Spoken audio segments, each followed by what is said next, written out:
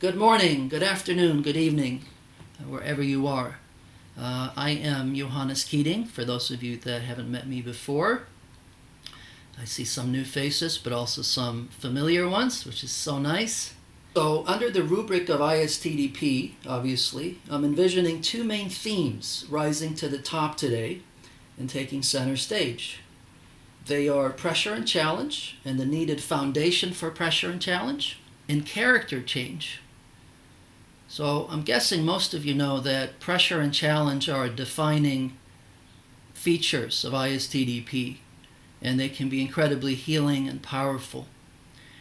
The issue of it is this, that a lot of people that are trying to do this end up dragging their patients through their defenses and through their feelings in a way that is draining, exhausting, and actually aggravating for everyone, including the therapist. And you can do that, and you can get lucky and have some unlockings, but it's actually not clear to me how therapeutic those unlockings really are, and obviously the chance of a misalliance is exceedingly high. Okay? So the alternative is to make sure you have a proper foundation. And that foundation consists of ensuring that you have a collaborator in your patient. That means you and your patient are on the same page. You're pulling in the same direction. So here, the patient, first of all, they can see their defenses.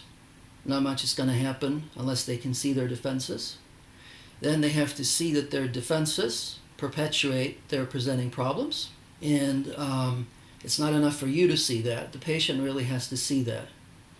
And then the patient has to see that even though their defenses at one point in their life was probably a lifesaver, at this point they have really become a destructive force in their life, and they don't want to do them anymore. So again, it's not enough for you to see all of that and for you to want that for the patient. The patient has to see that. The patient has to want that. And then lastly, the patient has to see that the way to go is to experience their repressed emotions, that that's their ticket to freedom from the mess that their defenses creates in their life. Okay? So all that has to be in place. Now, how you get that into place and the time frame for getting that into place, it varies from person to person. It could happen within the first 5 minutes of the first session, or it could be several sessions down the road. But however long it takes is how long it takes. Okay? So, in a few minutes, I'll talk about character change, but very briefly, let me just foreshadow what's going to happen here very soon as we really delve in and get started.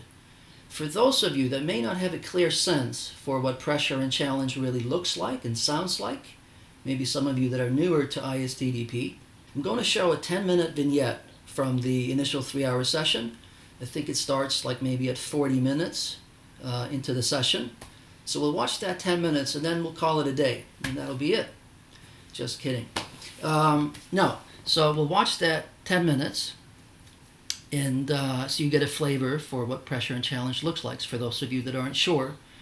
And then we'll go to the very, very beginning, right, minute 1 of the initial session.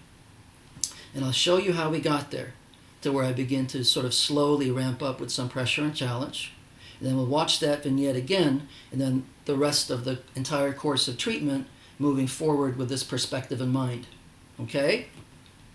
So that's going to happen very shortly. But first, just a few more words on this thing about character change. So, very briefly, in terms of ISTDP metapsychology, there's the breaking of a bond between the child and the parent, or a violation or fracture of the bond at least, due to abuse or neglect or misattunement or what have you. And then that unleashes a cascade of internal reactions. There's the pain of the trauma, then there's the reactive sadism, the guilt, and so on. And then there's repression, because typically it's far too overwhelming and scary and difficult for a child to face those sort of feelings towards people that they love and depend on for survival. So there's repression, and that repression tends to be recurrent and repeated, because what's going on in the environment tends to be recurrent and repeated. So there's this continuous fracturing or injury to the bond of trust and affection between child and parent or caretaker. Okay? So eventually this repression solidifies.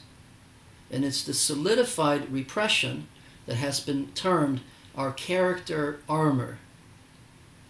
Okay? It's what we do to keep a distance from other people and from our inner life, our own innermost feelings and thoughts. So character change means that we reverse this process. So we help the adult patient in front of us experience what they could not experience when they were a child. And when we do this, it's not like you become unrecognizable or anything. You're still you. In fact, your inherent personality, your innate temperament actually becomes more liberated. So you, in one sense, you become more recognizable. But it's the destructive part of your character or your personality based on repression and self-punishment. That's what takes a back seat. Okay?